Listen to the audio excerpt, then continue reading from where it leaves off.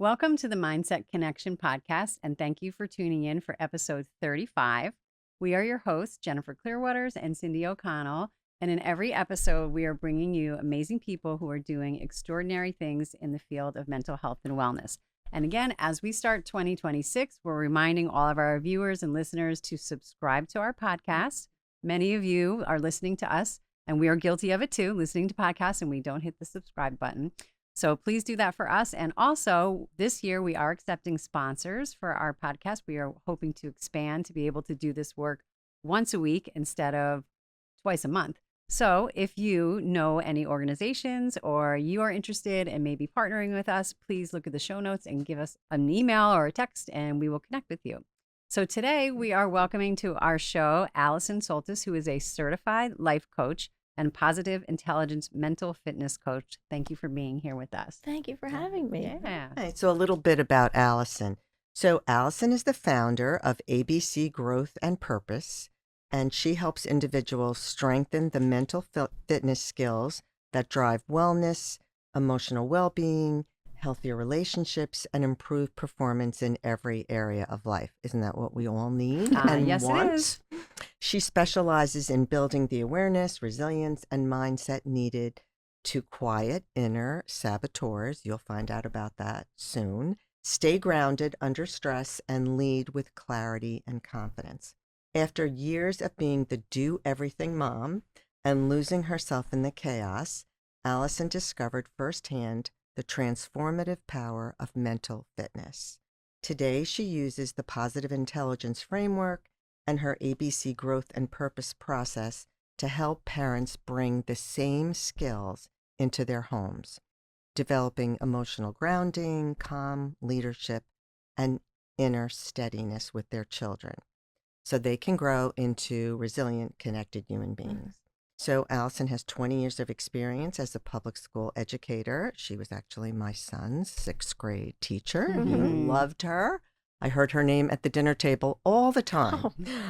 In a positive way. Yes, always positive, always positive. And that's really a true compliment because there's so many people that are teaching that are not really vested in what's best for kids. Alison brings warmth, wisdom, and practical tools to help families. And she's also the mother of 2 teens, so she's got lots of experience. All right. Wonderful. Allison, Yay, welcome. you. Well, thank you. You make me feel so special. Uh-huh. So let's jump into like what happened in your life that made you say, after 20 years of teaching, I'm leaving teaching.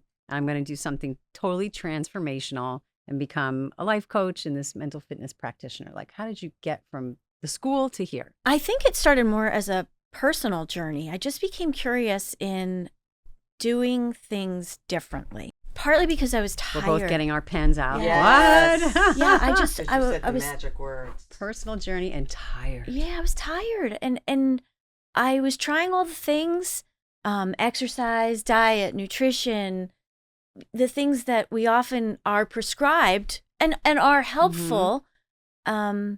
But I knew I needed something more. I just did not know what it was. And I started stumbling upon books and podcasts, and I found life coaching to be catching my attention more, but I did not really know what it was. I had, understood different therapies and the idea of a mentor or a teacher or a consultant when you're looking for advice or trying to learn new things, but I didn't really understand what a life coach was. And I think it was that curiosity that led me down that path. And I wanted to learn more. So I signed up to be for my life coach training. And at first I thought, oh, this is just a personal education for me. Yeah. I'm going to learn these skills. I'm going to use this. I'm going to try this. I'm going to see how this works out. And as I started learning, I was hit with this epiphany, like this could help anyone and everyone who's interested or who wants to learn or who wants to listen. So that was the beginning of life coaching. And then not too long thereafter, I came upon positive intelligence, which really became something that I became passionate about. It was my lock. It was the key to unlock it all for me. And that was just something that really spoke to me. Not that there aren't other types of practices. I've seen some of your guests on here sound healers and Reiki and We have all kinds. yes, no, but I feel But like that's just what hit for you. yeah, it is important. I feel that you find what works for you, and this Exactly. was just what spoke to me. How did you make the transformation to actually say, it's not just a personal thing anymore, that I'm actually going to leave teaching and actually do this? Well, and I'm going to stop you right Sure. there before you even answer that, because You know Jen I did this. the same thing. She's a director of counseling in a big school district. You know, she's got 2 children, husband, whatever. She says to me, "I'm quitting my job." I'm That's like, pretty what? much. Well, I said, you need to have something else before you quit your job yeah. because, you know, misresponsible here. Yeah. But anyway, so you two talk. But it was really like after similar. Cindy had come in, like we just were talking before we started taping, she had done this presentation from Yoga Calm. And I watched it and I was like, I'm going to do this. So I called her and said, I think I'm going to quit my job. And she was like, oh my God. And then I called my husband and said, I think I'm going to quit my job and start a private practice. And he said, well, who's going to come? Well-meaning question. Right. But for me, it was like I found something that I believed in so much that I said, I have to do this full time. So what was it for you that got you to say, like, it's not just your own personal thing that you can just do for your own enhancement, but it was really something that you're going to make this your life mission? So it's a couple things. When I had my first child, I ended up taking 7 years off from school, from teaching. I had taught at Manasquan Elementary School for almost 12 years. And I hadn't really intended, I wasn't sure if I was going to be a stay-at-home mom. That is where this led. And my first son was born in 2009. And I did not go back to teaching until either 2016 or 2017 after my second son was in school almost full time. And in those 7 years, I felt that, and granted, I had been out of education for that. So I had to take into consideration, this is new to me again, but I felt the child that I had known prior to leaving school was very different than the one that I was working with now. And I don't blame phones, technology, social media, those things for everything. But I think that is that when I look back, I think that time frame of technology was happened at an incredibly rapid pace. And now I had students who had smartphones in their hands, and I realized that attention was very different. The child was very different. The things that are going on at home are so different because we're like super scheduled. Everybody can move very, very quickly now, and we're focused on efficiency and getting things done. But I started to realize I don't know if this efficiency, the way we are moving at this rapid pace with technology, was necessarily great for humanity, especially the child. Yeah. That did not all happen right away. It took some years of being back in school. But I also realized at that point, and both of you as educators know how much is put on schools and public school systems and teachers. And growth mindset was something that was being rolled out in my district as one of their initiatives, which really caught my attention. And I said, this mindfulness, this growth mindset is wonderful, but it was falling on the teachers to Becomes one more Did they thing. give you training? workshops, yes. But it becomes just too one more hard. thing. Yeah, it's one more thing to try to fit into a classroom and into a curriculum that's already pressed. And I realized that these are the kind of skills that you don't have to be a math teacher or a science teacher to be a parent. These are the kind of things that we can model at home for kids and not necessarily have to rely on the public school system to teach them things like resilience, persistence, curiosity, innovation, which does happen in the classroom. But I felt if it was something that parents could also be modeling at home and being that foundation and the support, it would just make them that much more set up for success for being students in school. And you bring up an interesting point about you when you were away and came back, you noticed the difference with the technology, which is what we In just had the 7 founders years. of Digital Prep Academy come on, and Kathy Van Benthuizen made this whole big point of saying over the span of 30 years of teaching, she would see a huge difference in the way that the kids were. Whereas, she was greeting them at the door and saying hello, and every kid would do the same thing back. And 30 years later, she said the first day of school, only one kid did it. So she could really see a difference too. So you're also then noticing that there was a big difference. So it's just good to see like what got you to the point where you were saying like, I think I need to go. And similar to your story though, when you connected with Cindy about being a yoga teacher, it was something that struck me so heavily. It was just, I hadn't felt that spark or that passion about something that caught my interest and held my interest. And it was something that truly aligned with who I was. And it wasn't until I came upon it that I realized and recognized, okay, if I could stand on a mountaintop and scream this loudly for anyone that's interested, this is what I'd like to talk to them love about. it. Love it. Yeah. So I, Jen and I both at the same time, when you said personal journey, because you realized, and this is what it starts with yourself. I mean, when I walked into, which we were talking about, the Yoga Calm in Minnesota so many years ago, 2011, I was like, whoa, we aren't doing anything like this on the East Coast. I thought the Midwest was so far behind us, but they were miles ahead of us. So, and I realized that it was my personal journey first. I had already been a meditator, but I knew that, okay, now I'm ready for this next step. And that was, it was just so eye-opening as it was for you. So, I actually had the great opportunity to participate with Alison as our facilitator, teacher. I mean, she is a wonderful teacher in the positive intelligence course with 2 other people. And we had an assignment that an hour, it was a little more than an hour every week that we had to do. And then every day you had to do certain things. And then you met with Alison once a week. And she would send you little messages. So can you explain what a saboteur is? What positive intelligence is? Absolutely. Absolutely. So positive intelligence is founded in mental fitness, which that was a concept that really caught my attention because I often was deferring to physical fitness to try to do for my mind what physical fitness was doing for my body. And as a runner, as an exerciser, you know that physical high, it feels great. And it does take the tension out of your mind. It does clear your head. You feel those benefits from exercise. So I truly believe that exercise is necessary. Movement in life is definitely helpful. But you can only rely on it for so long during the course of the day to kind of ease your mind and help you feel better. And it wasn't until I was introduced to the concept of mental fitness, which is similar for your mind as physical fitness is for your body.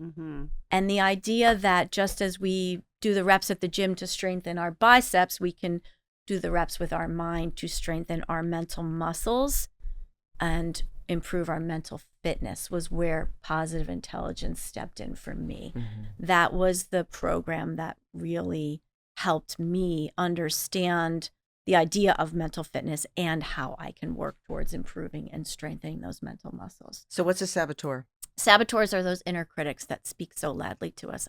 I like to call them the party crashers because oftentimes during the course of the day, everything's totally fine. And then all of a sudden, these saboteurs pop out of nowhere and they start talking to you and they're telling you stories and they're lying to you, convincing you that your saboteur is good for you. I'll give you an example of one of them. Very common is the hyperachiever. The more I do, the better it will be. I have to accomplish this, and it gets tied to your self-worth, and you find yourself just relentlessly pushing yourself to pursue the next goal without being able to enjoy the process or the journey that got you there in the first place. I bet there's lots of people out there right now that are going, that's me. And I will say that one of the things in the course that they really hit home to me was because I knew I wasn't doing it, is to celebrate the wins and even the little wins, the small ones, the small wins, to celebrate and say, "Yahoo! I did this." Dance to your favorite song for a minute. I love when he says that. But how often do we do that? Well, I feel like so many people are like, they're not celebrating the wins because they're not enjoying the process. Like you say, like, I can't celebrate until I've gotten to the last step and Yes. everything's locked up Right. and done, and along the way you're like, okay, I did that, but I can't be happy because I still have this to go. Yeah. And it's very stressful. It's stressful. Yeah. And the other benefit of the celebration is our mind likes it. It feels good. Mhm. And our minds Dopamine. tend to, Yeah. yes, it's your Right. little dopamine hit. And I am still practicing the celebration. And the celebration is talking about a tiny win is when you catch your saboteur and you say, wait a second, I don't really have to move on to this next project. That's my hyperachiever telling me that I have to. You catch them and you shush them and you pause and you celebrate what you've accomplished and the fact that you've caught this saboteur who's trying to drive the train. The thing about saboteurs, which we try to remember, is we're not trying to rid ourselves of them. We're just trying to get them in check because they are our strengths. They developed in childhood. Another common saboteur, which I found myself struggling with, was a people pleaser. I felt it was easier to just They're everywhere. It's easier to just keep everybody else happy than it is to Yeah. figure out for yourself. But then you find yourself resentful because you have no idea what your own needs are because you've been tending to everyone else's. And no one else does. No one else does either. And you might not even be able to express them because you don't know them. So what's a little tip? Because I know people out there are going, that's me. For the people pleaser, What's a little tip for the people pleasers out there to keep this one in check? yeah, ask yourself, what would please me? Put yourself on the level playing field of everybody else. Maybe it's your family you're trying to please. Just get yourself in that equation.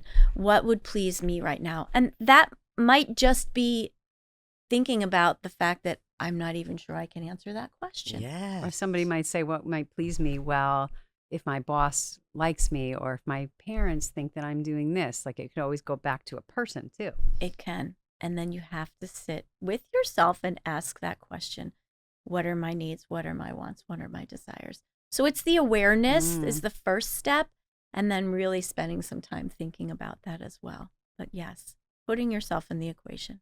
So, I thinking about the mental fitness and equating it to exercise. And by the way, so in the years when Alison was home with her two boys, I would be out running. I would see her out running, and we would stop, have a quick chat, and then be on our way. Long Yeah, way to have to go. be on our way. But it's just so funny the way things, the big circle of life, and how somebody comes back into your life, love it. who was instrumental in your life. But I like, and I didn't make this up, but the mind is the last frontier. And why is it the last thing on our list when it should be the first Yeah, thing? right. I mean, when you can conquer and it is a conquering. I mean, that's the way I see it. Your own mind, and just be in charge of your mind. No, I'm not going to let you run away. But this course does help you to do this. And so Let's go back to like you decided to go into life coaching. So maybe if you can explain to some of our listeners and viewers that are like, because everybody's heard, a life coach. What does that actually mean? What's the difference between life coaching and going to a therapist? Right. Like, I know we had Marianne Rappa came on our show. She was a former guest, and she was also a life coach, and she did explain some of the differences. But what made you choose life coaching, and then what did you need to do to actually get that? Because I'm assuming that when you did your life coaching certificate and training, you were also full-time teaching. I was. And being a full-time mom and Yes. doing all that stuff. So I can see people going, well, that sounds good, but like I can't, I'm too busy to do that. Like, what did it entail and how long did it take? The actual training took about 6 months. And over the course of the 6 months, it was the program that I did was virtual. It was online. So that was hugely helpful. It was also international. So the variety of hours in which you could participate in your trainings spanned across all time zones. So on top of that, the people that you had to do your practice coaching with could also be existing across the world. Okay. So my outlook at that point, which is not for everybody, but is that if 2:00 in the afternoon is not going to work because I'm at school, and 6:00 in the evening is not going to work because I'm You're exhausted. making dinner and getting somebody else out the door to a sport or an activity. There were 10 o'clock at night options. There were, for me, 2 a.m. in the morning options, which they were few and far between, but there was some relief in knowing that this isn't going to align with my prep period at school or my lunch, or I can't do this in between carpools. So there's also no excuse then. Like there's no excuse as to why you can't get it done. And there was also a definitive end to it. There was light at the end of the tunnel. I knew it was going to be about 6 months. And again, as we spoke earlier, it was something that struck me so hard that I really wanted to get on board with it. So as far as the training, it started off with weekly meetings, and then it progressed to working in a pod group. And then it moved to having to do supervised coaching sessions so that your supervisor was watching you as you were working through coaching sessions.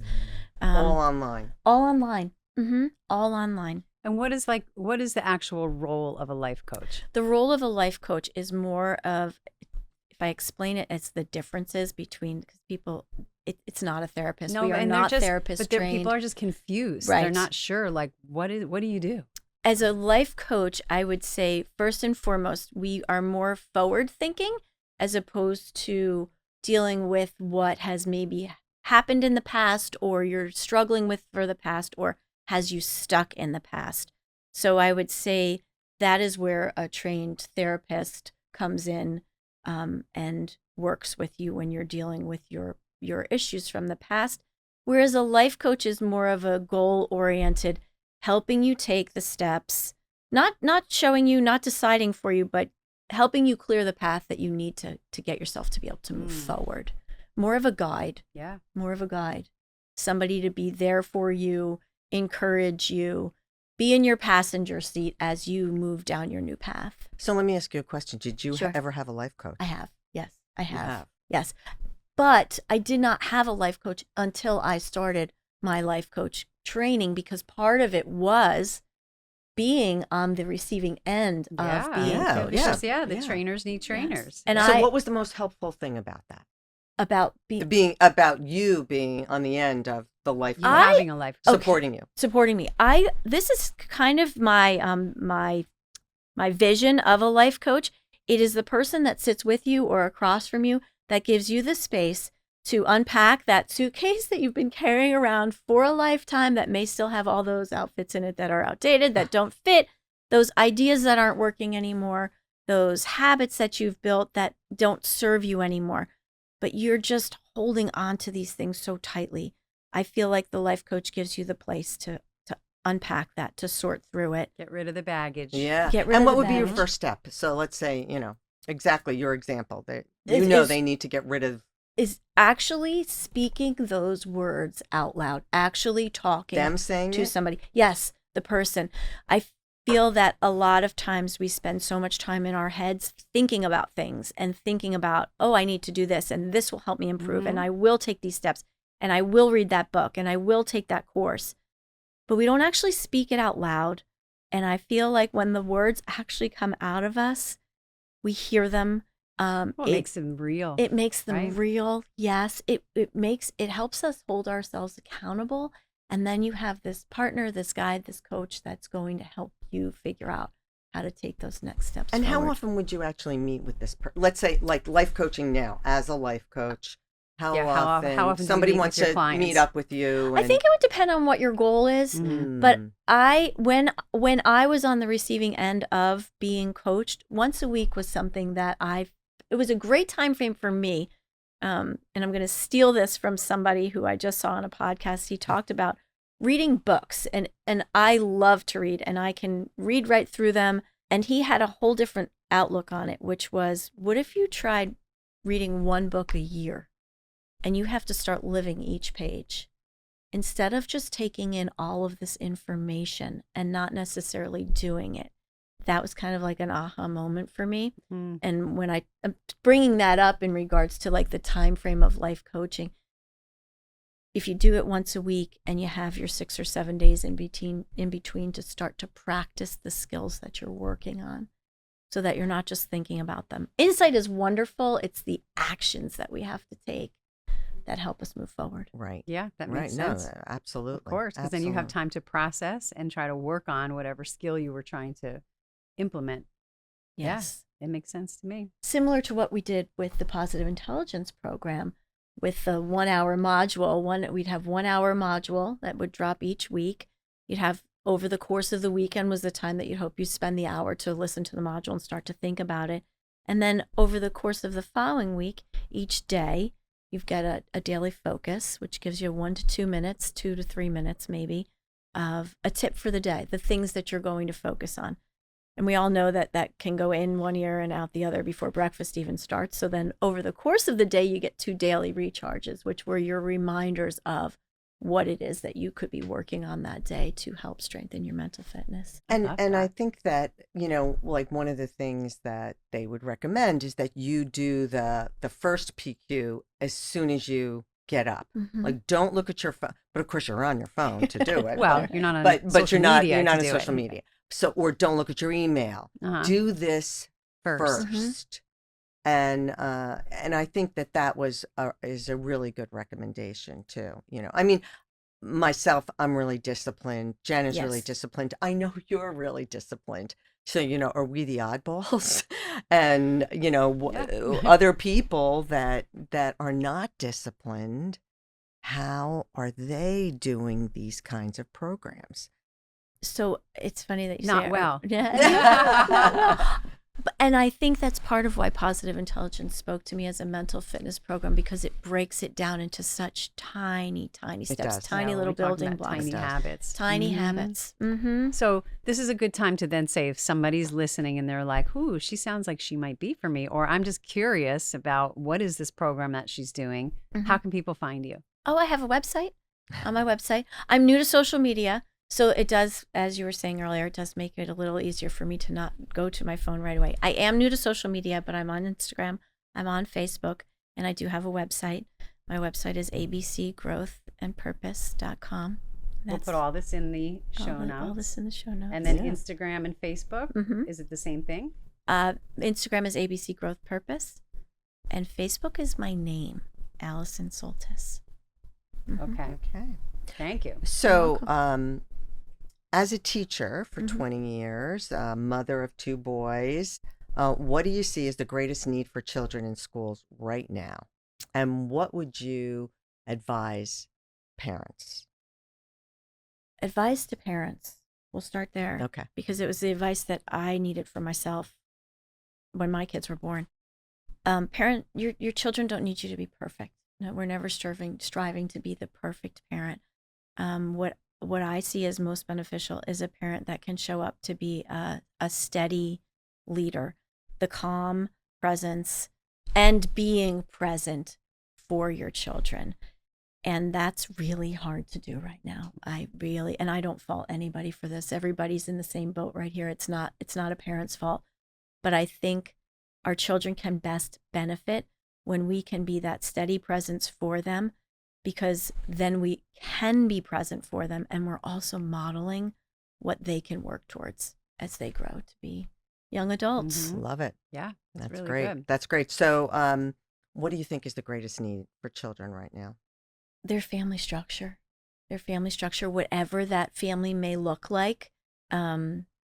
Families are all different types of family, but having that solid foundation at home, I think, is so beneficial for them as they step out into the world. So, give me an example of a solid foundation. I'm really pressing you here. No, but I that's think it's okay. important. No, but I sometimes think it's people need to important. hear Yeah, it. they don't. They're all like, right, well, what is does that solid mean? Yeah. Foundation. I know what I think They you might mean, think it but- is, but then yeah. they're like, Yeah. or So- somebody might be thinking, I definitely don't have that. Like, okay, what does it mean? No, that's a great question. I think I'm going to go back to what I said earlier. Having a calm, present parent at home that can help you as you're learning your way in the world.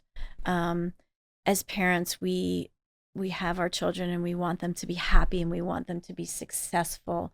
And we think that is going to be the key to them moving through life easily and happily. But I think if I can teach my children one thing, I want them to be resilient and I want them to be kind. And they need And I those think those qualities. two things together Yeah. So to answer your question, I think the most important thing we can teach our children is to be kind to one another and to be resilient, because life is hard. And I don't think the goal is ever to try to figure out how to make things easier. I think the goal is to try to be better at doing hard, because then hard isn't so hard anymore. Do hard Do things. Do hard things. Yeah. Yes. So Do hard what would you things. say would be like a takeaway for anyone listening to us today? Like, what would you want our listeners to know? Besides doing hard things. Besides to doing do hard things, the biggest takeaway, as a life coach speaking to parents, first of all, you have to give yourself some grace. You have to know that your job is not to show up to be the perfect parent, because in our mistakes, in our explosions, in our outbursts, in our disagreements, we then have the opportunity to go back and model how we can repair with our children as well, because that's life. That's what happens in life. To know that it's okay to fail. We have to learn. Or you're going to. You're going You're to. going to. Know that you're going to, and know that it's not a negative thing. Fail is where we get to learn, and that's where we pick ourselves back up and do it again. And you And do it answered again. You one already of our answered one of our questions. questions, but I really like how you talk about repairing, because we hear so much time and time again about there's disconnects within the family and things happen, but then there's no repair work. You just have the damage and you just keep going, or it's never brought back up, or never talked about, or never, figured out how can we make a solution and move forward. So I'm really glad that you brought that up. The thing that I feel too about repair, and this is for adults, children, people whose parents might be in their 80s or 90s, it's never too late to repair. I think everybody would be happy if 30 years later somebody came back to them and said, "Oh, and by the way, remember that time we XYZ? I just want to let you know, I haven't forgotten it." And I do this with my own children. I don't like the way I acted. It's how I responded to something before I paused and thought about it. And I'm really sorry, but I'm learning from it too. And I'm going to try to do better next time. Yes. And it takes strength to do that. It takes inner strength to do that. It sounds, because now you're showing that you're vulnerable. Mm-hmm. But that's And that's a great also lesson for people to kids. see that, like, maybe when you're talking about parents, maybe the parent that never apologized for their actions, or they did something, or they maybe treated their children in a way that wasn't acceptable, to kind of look back and say maybe they were doing the best, not that it's an excuse at all, but for an understanding perspective, maybe they were doing the best they could with the skills they had at the time. Absolutely. Because it works both ways. Mm-hmm. You can start to have an understanding for the person that when you may have been on the receiving end of that as well. Yeah. Mm-hmm. So explain your ABC growth and purpose process for parents. Sure. What does that look like? So ABC came to me as a teacher. It's kind of the foundations of our building blocks. And that's how I feel about mental fitness. So ABC, I feel like, is the, traditionally in schools, it's the foundation of your education. And I feel like mental fitness is the foundation for change. So ABC came to me with 3 words that really struck me. A, being aligned. And I feel like when we are aligned with who we are is where we find fulfillment. Success and achievement, when it's not aligned with who we really are, is progress, right? But you may not find fulfillment in it. So I feel like aligning, finding your true values, figuring out what's most important to you, who you really are, having that, starting with aligning with who you really are, authentic alignment. B is the opportunity to build. This is where we start to do the work. We put in the time, we do the reps, we learn the skills, and we practice them. We build, and we believe that we can take these steps to move forward and start to make the progress. And C for me is to create. Align, believe, and then create. And that's where you start to work towards. I love that. Yeah, that's what great. it is that you're. That's great. Yeah. How do you, because I know Cindy's got a few final questions. Sure. For you, but Sure. How are you taking care of yourself? It's interesting when we talk about self-care. I love this question. Because you think of self-care as like a massage, and a massage is great, or thinks a spa day, yeah, and all those things are wonderful, and I would never, I say include them, but I think self-care is when we get a little bit deeper than that, and we think about our own needs and we check in with ourselves and say, okay, how am I feeling right now? And what is it that I need to feel better? What is it that I need to take my next step? What is the support that I'm looking for to get through the rest of my day or the week? So I think self-care is the tools that you use. Maybe it is meditation. Maybe it is your breath work. Maybe it's journaling. What is it that you use to check in with yourself? I think that's self-care. What is it for you? For me, it has been the positive intelligence, mental fitness. But I will say that when Cindy and I were working together through the program, I had shared with her that meditation has always been something that I've wanted to try. And I have tried. I just didn't know where to start. And I think that's something that I'd also like to share with your audience.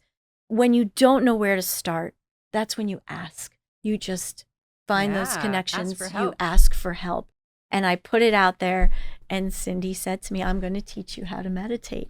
So for me, it's a brand new practice, but it is definitely something that I've started to learn how to do.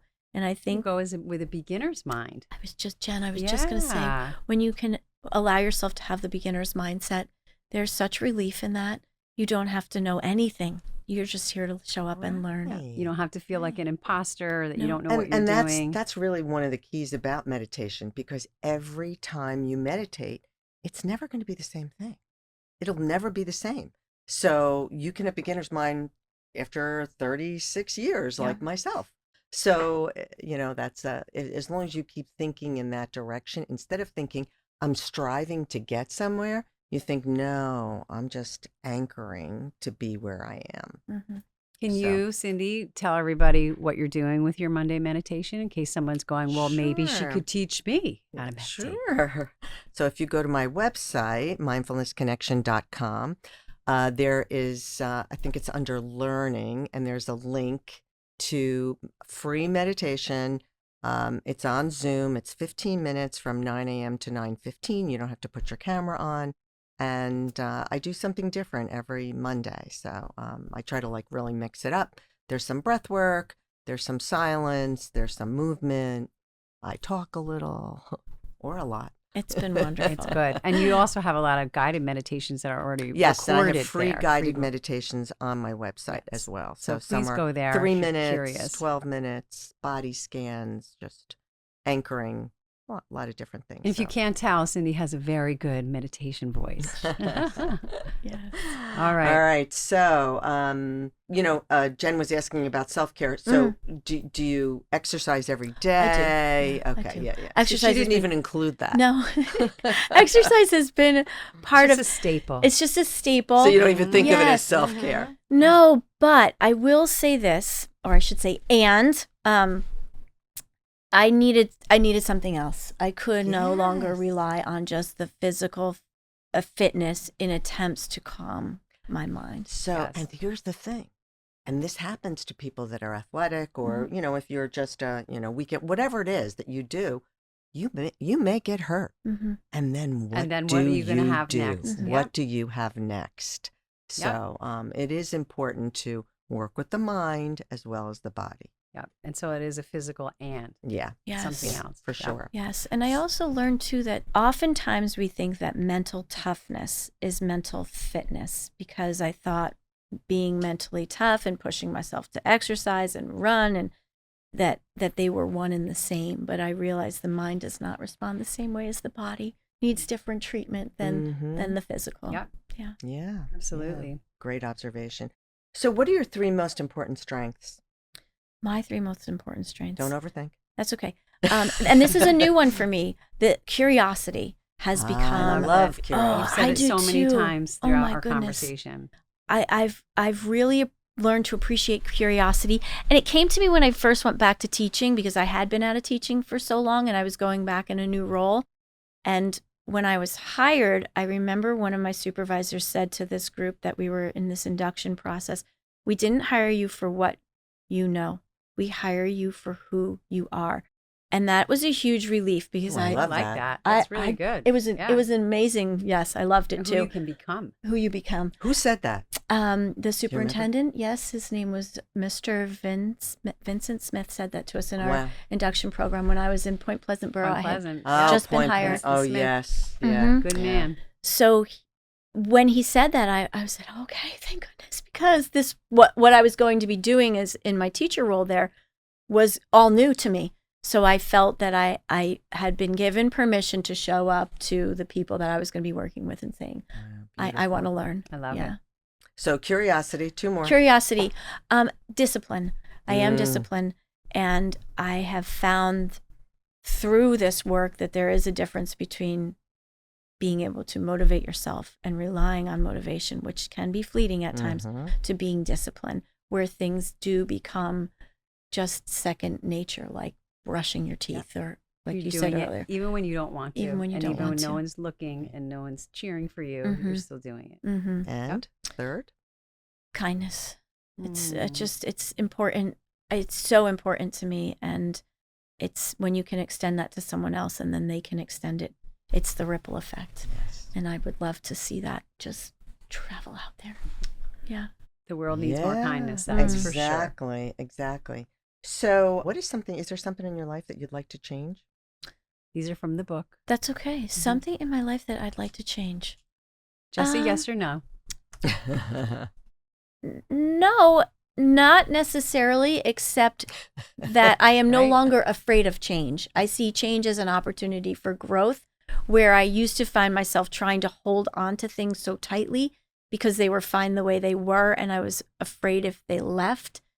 I don't feel that way anymore. So there's not anything specific that I would like to change, except for the fact that now I have learned how to embrace change. Okay. That's a totally different answer than what we've heard. Okay. It is. That's great. Yeah. I love it. The life coach speaks well. Yes. Words of wisdom. For sure.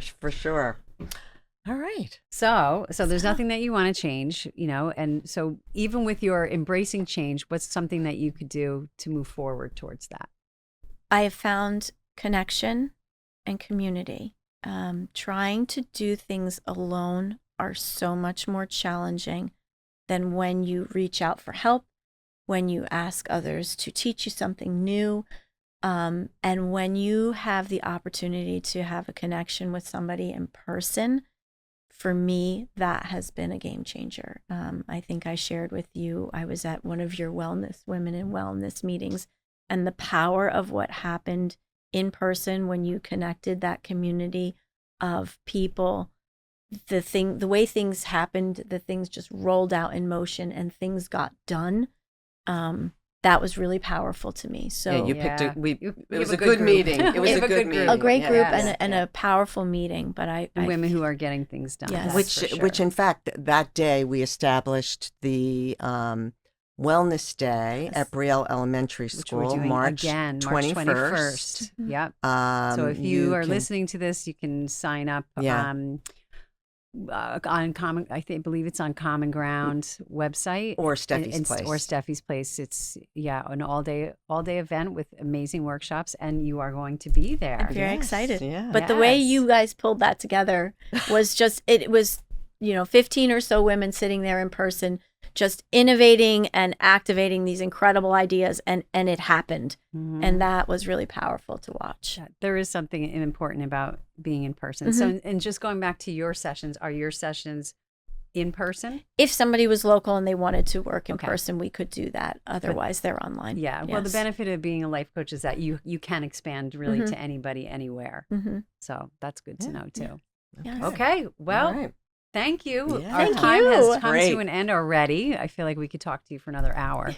But thank you so much for being here. I We're so appreciate happy. you having me. Yes. It's wonderful to be your guest. Thank you. And thank you for tuning in for another episode. I can't believe we've done 35 of these. And we'll be back again with another change maker doing extraordinary things in mental health and wellness. And Cindy always has our final words of wisdom. Yes, and Alison did say this at one point. Remember to pause, breathe, and then respond instead of react, and always do hard things. Alison, thank you so much. Thank you so much. Thank you.